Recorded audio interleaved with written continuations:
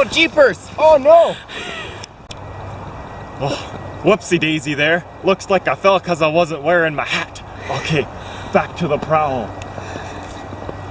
We spotted the owl right over there. He looks like he's been through a bit of a rough time, but I think he'll be friendly. I'm gonna go see if I can sit right next to him. Hi there, owl. Shh, it's okay. Woo! Oh, swell! Looks like he likes us. What do you say, owl? Do you want to come back to our studio for a little bit of an interview? Woo! Okay, let's go! Much nicer in here, isn't it? Are you talking to me? Yeah, I was talking to you. Oh yeah, it's much cozier in here. Oh, good. I'm glad you agree. So, Owl, what do people call you? Oh, some not very nice things, especially when I steal their food. But my name's Alexander, or as you sciencey type people call me, Booba Virginianus. Oh, that's neat. Lovely to meet you there, Alexander. Well, the reason that we brought you onto the show today is so that we could dig a little deeper into how you make that famous who. Huh? I don't make people. Oh, no. I mean like the noise you make, the whoo. Oh, whoo. Yeah, that's the one. So to get a little deeper into that, I took some liberties here, and I called in one of those sciencey type peoples you were talking about before. So, hey lab coat, why don't you come on in here and help explain it a little bit? Well, thank you so much for having me on the show. Like, I'm a huge fan. Your work is truly an inspiration. It's a breath of fresh air. Oh, please, you flatter me. It's too much, but I accept the compliment. Anywho, how about you give us a little bit of information about how, like, the birds make some noise and, like, how we make some noise, and maybe some comparisons, eh? It'd be my pleasure. So, the source of vocalization within a bird is found actually within the body and not the head. The organ which is the source of vocalization within bird species is called the syrinx. It can create two songs simultaneously with 100% efficiency. The avian larynx, which is located at the top of the trachea in the back of the oral cavity, does not house the vocal cords. Its only purpose is to open and close the glottis, thus separating food and water from going into the respiratory tract.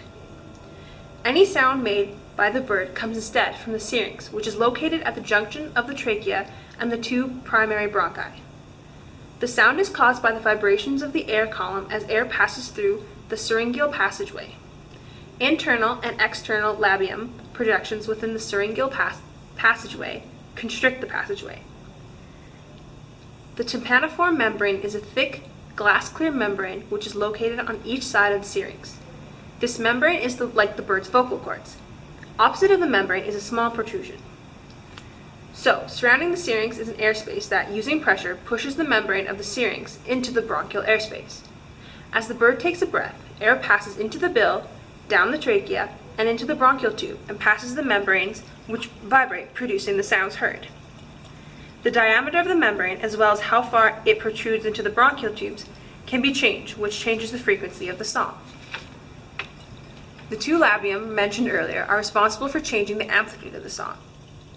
The protrusions can change the amplitude of the sound without changing the frequency.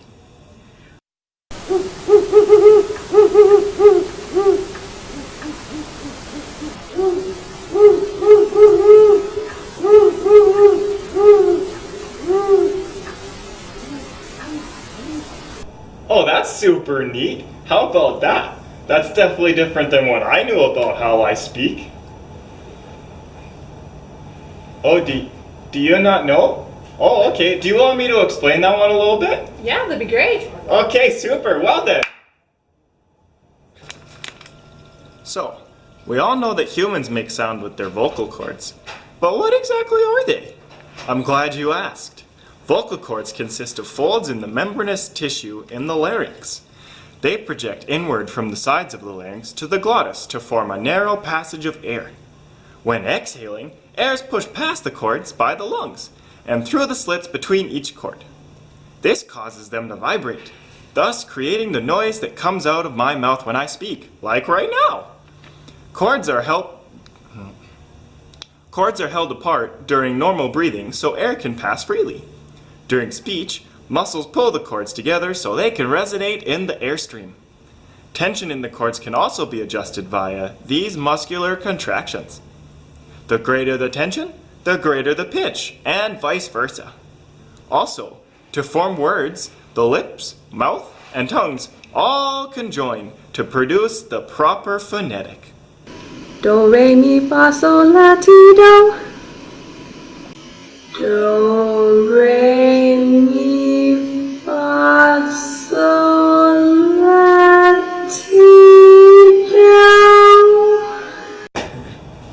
Yeah, that is super neat. I didn't know the sciencey stuff could be so cool. Yeah, darn right it is. Well, how about you tell us a little bit about what you know about your sound, Alex? Well, Kirk, let me tell you, there's this amazing thingamajig that some skinny ravens made that allows you folks to analyze things such as pitch, intensity, and frequency of a specific sound. Let's go to it. Okay. Humans have an overall greater frequency in the sounds that they produce, having an average of 21.25 kilohertz, and a greater standard deviation in these sounds compared to the owls. The owls utilize a much lower frequency and the sounds that they produce are in a similar range, having an average of 1.14 kilohertz. The sounds produced by both humans and owls have a varying range of the length of time their call lasts for, though the humans had the greatest maximum. On average, the human call lasted for 0.22 seconds, and the owl lasted for 0.18 seconds. Both started out short, increased in length, peaked, and then reduced in length in the owl, but increased again in the human. Owls use their calls to communicate or to announce its presence, either to declare its territory, attract a mate, or to locate owlets. Wow, that is super neat. Thanks so much for sharing that with us, Alex. You're great. Anywho, that ends the show off for us this week on Owls Exposed. We'll see you next week.